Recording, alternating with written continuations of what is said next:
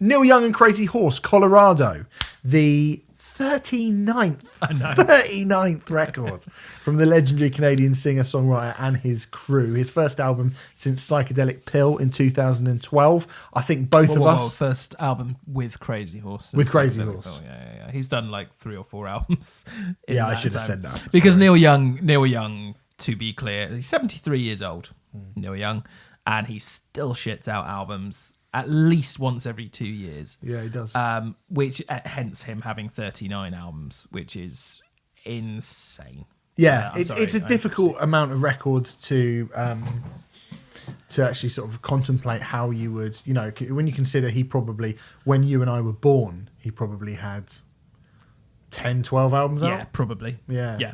I mean, he is, I think... And that's just as a solo artist as well. That's not even counting kind of Crosby, Stills, Nash and Young and all that Yeah, other stuff exactly. As well. I think in terms of bands, artists that we have reviewed, I think he has the biggest back catalogue.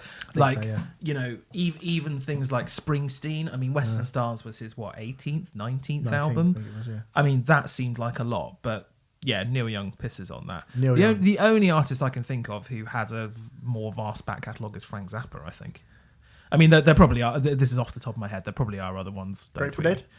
Yeah, all right. I said off the top of my head, but yes, Grateful No, I'm Dead. just adding one. I wasn't being a pedant like you. I was just trying to join in the conversation. Yes, Grateful Dead, yes. So, Renfrew, your relationship with Neil Young. I'm going to say straight off the bat, my kind of... I think we might have said it before when we talked about Mirrorball. Philip Cook, my mate Gwillem Cook, the Cook family, big friends of mine. Phil Cook, a.k.a. Strongy Cook. That's Gwill's dad's name. Big fan of Neil Young. Used to whenever we'd go round to Gwill's house. You were going with that. Well, here's the thing. We go round Gwill's house and Phil Cook would inevitably end up in his own little study area listening to Neil Young, and I think we snuck in there once when he wasn't about and pulled out what record was it? It was one from 1994. I have said this before. 94. We pulled out Sleeps with Angels. From 1994, and I had a little listen to that, and that was the first time that I'd heard Neil Young. And it's got a song that I called "Piece of Crap" that we like. It was a piece of crap, that which is all about sort of commercialization and stuff, as is Neil Young's way. And after that, I was like, oh, yeah, this is kind of... I just thought, who's this old dude? Yeah. And actually, I was like, he's pretty fucking cool, this guy. And therein was the kind of the start for me to go and become a sort of Neil Young... I wouldn't say it took me a little while to become a Neil Young fan, but I was always like, I respect that man. Yeah, well, I mean, a lot of people probably won't be surprised to hear that my route into Neil Young was Pearl Jam. There is a reason why there's a Pearl Jam record right up there this week. He begged. I mean, Pearl Jam's relationship with Neil Young and vice versa is like they're kindred spirits in so many ways. I think Eddie Vedder inducted Neil Young into the Rock and Roll Hall of Fame. Yeah, Pearl Jam. Eddie Vedder's inducted about 15 people into the Rock and Roll Hall of Fame. Yeah, he did the Ramones as well, didn't he? That's the only other one I can it's think because of. He's a great orator, my friend. That's why. Yeah. They go, Eddie, would you like to come back? And he'll be like, yes. I thought he was a great orator. He truly is. Eddie, you're a great orator. Do you want to say anything? Yes. You had one job, mate.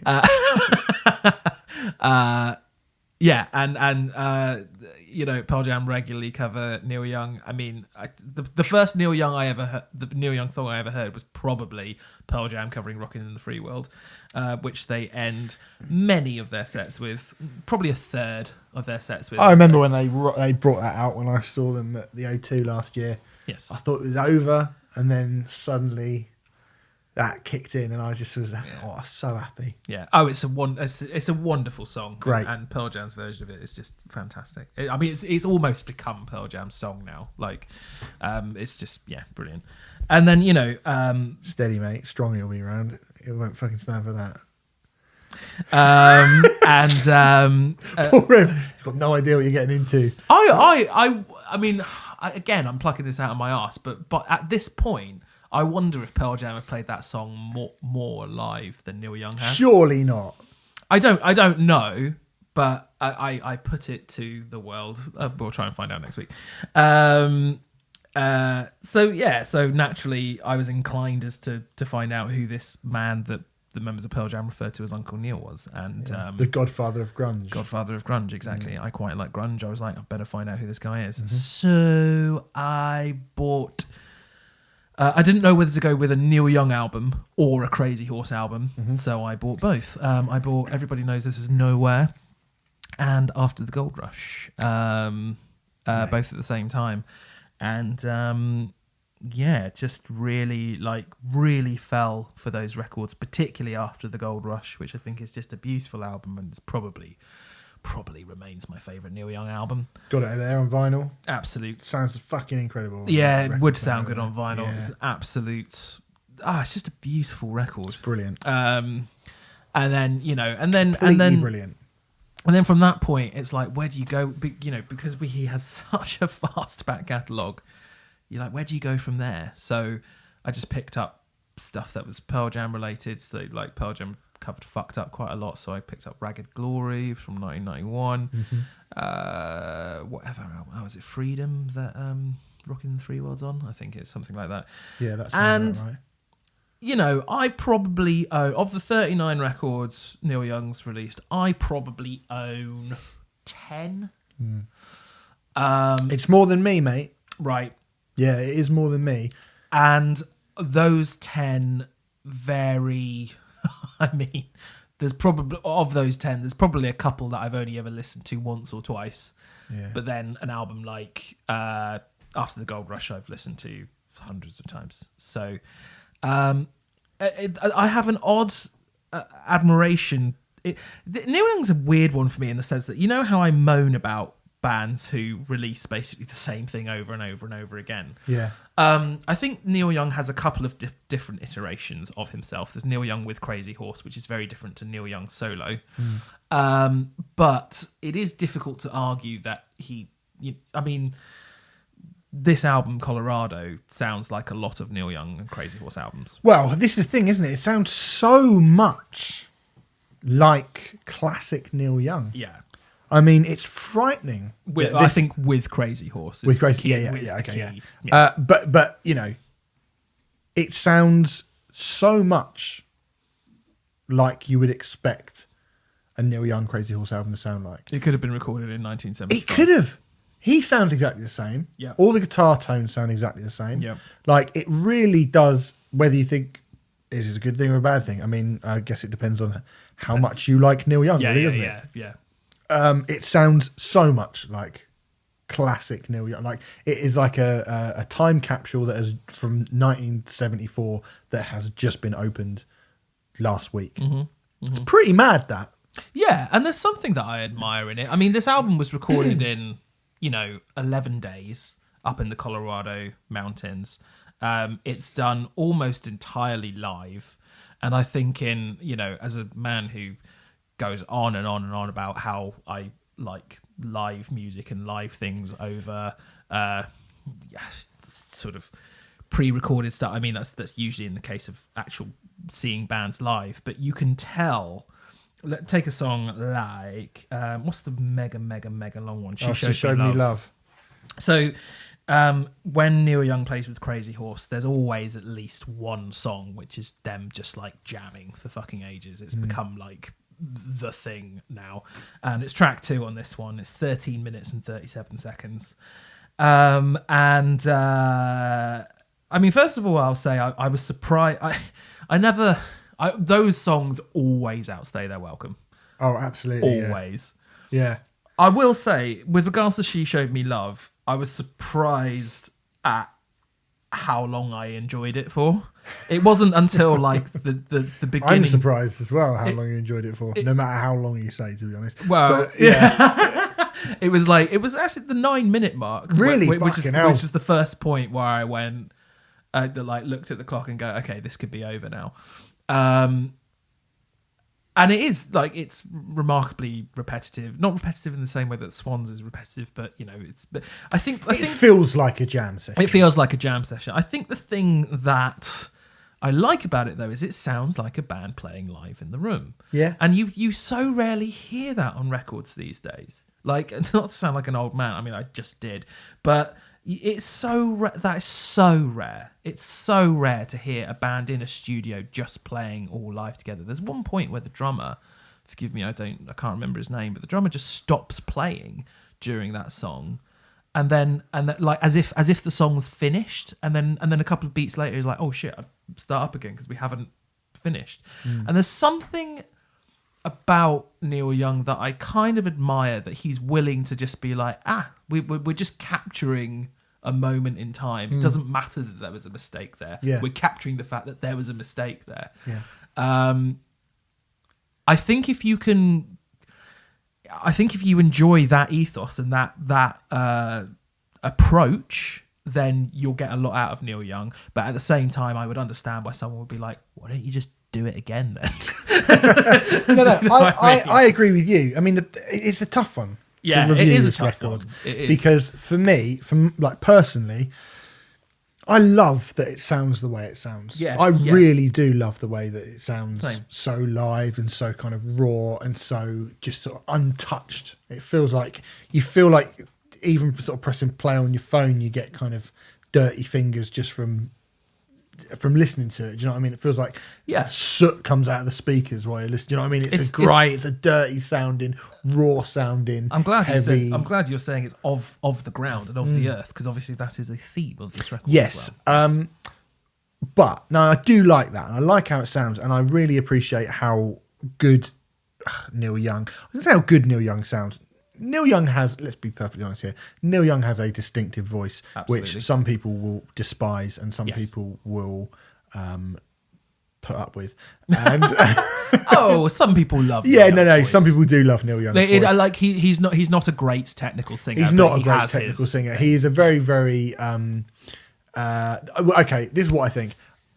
I think it helps Neil Young that he's never been a great vocalist, meaning that he can still sound how he sounded back then, because he never really was, technically speaking, a particularly good singer. He's got a very nasal, whiny voice, and that is quite off-putting for a lot of people. Like I say, I've never loved his voice, but I think he has performed songs that are so good, and he has brought his own unique style to those songs in such a way that I have kind of grown to not just accept but enjoy Neil Young when he's great. A great example of this, I would say, I totally agree, by the way, a great example of this is track 2 of After the Gold Rush, which is the title track, isn't it? Am I going mad? Yeah, I can't remember. Off the top of my head, I can't remember. You looked that up very quickly while I was going to say this. But that song, it is the title track. So the title track of After the Gold Rush, it could be performed quote unquote better by a vocalist who had training and so on and so forth, but no version is going to be Neil Young's version, because there's something about the fact that he's not a great vocalist which actually makes that song better. Yeah, that's a good example. Yeah.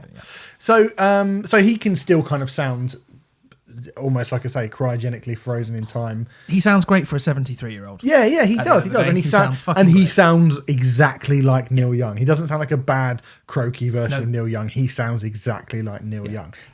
No Bob Dylan.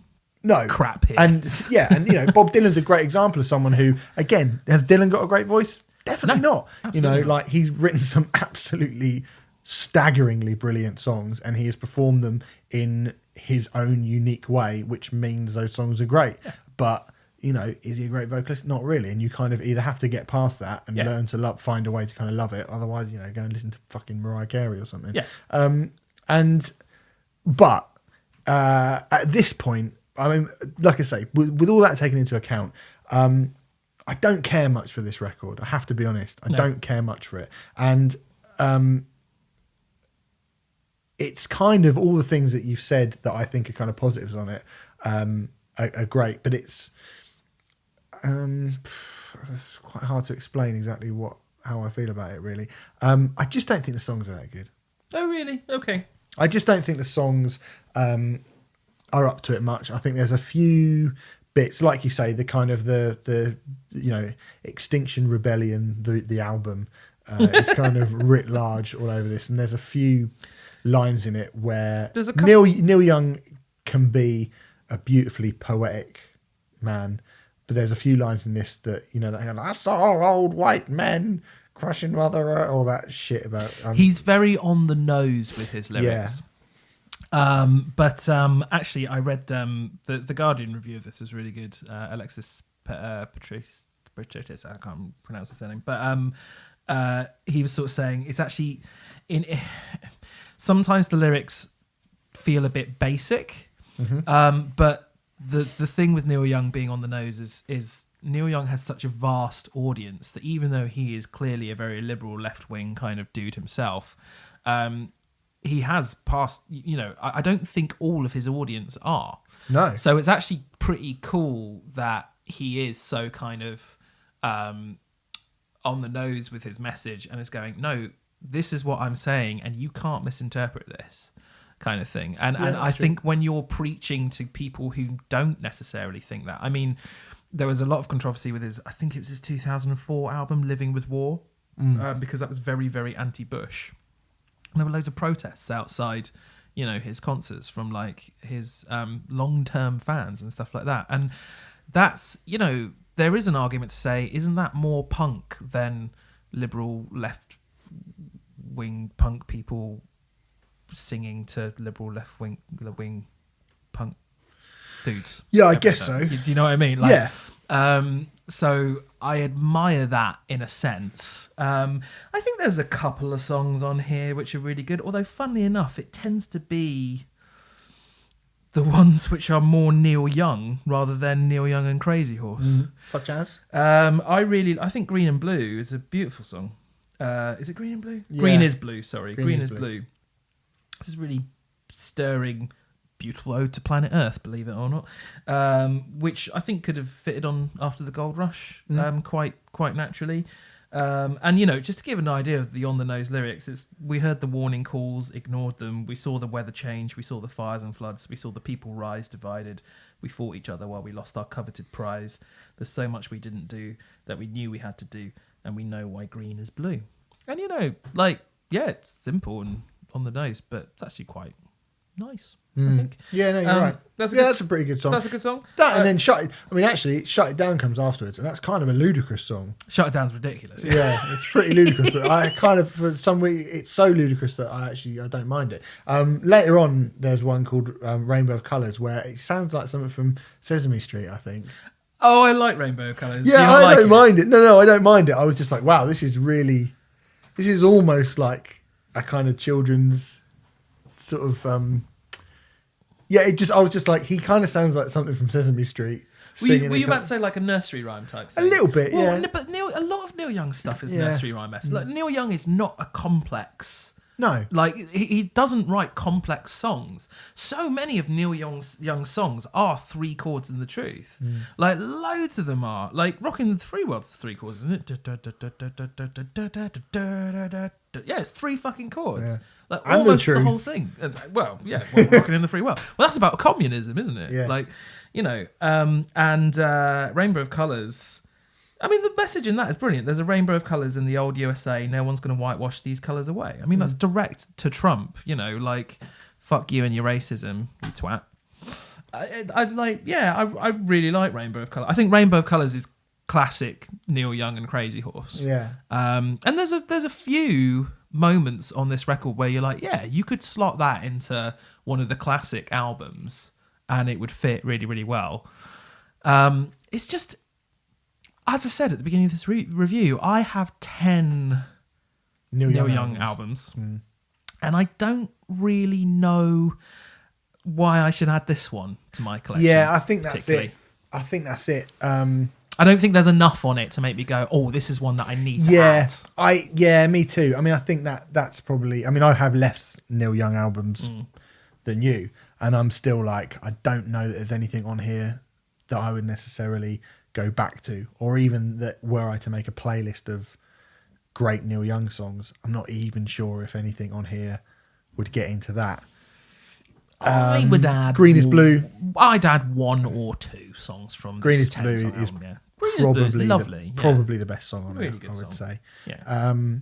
And actually, like, because I was quite surprised when thinking, maybe it's just because I was so shocked at how much like a Neil Young and Crazy Horse record it sounded like. I thought Think of Me was pretty good because the first track. Oh, yeah. Because I was like, wow, this really sounds like, you know, no, it's been a while since I've listened to new Neil Young material.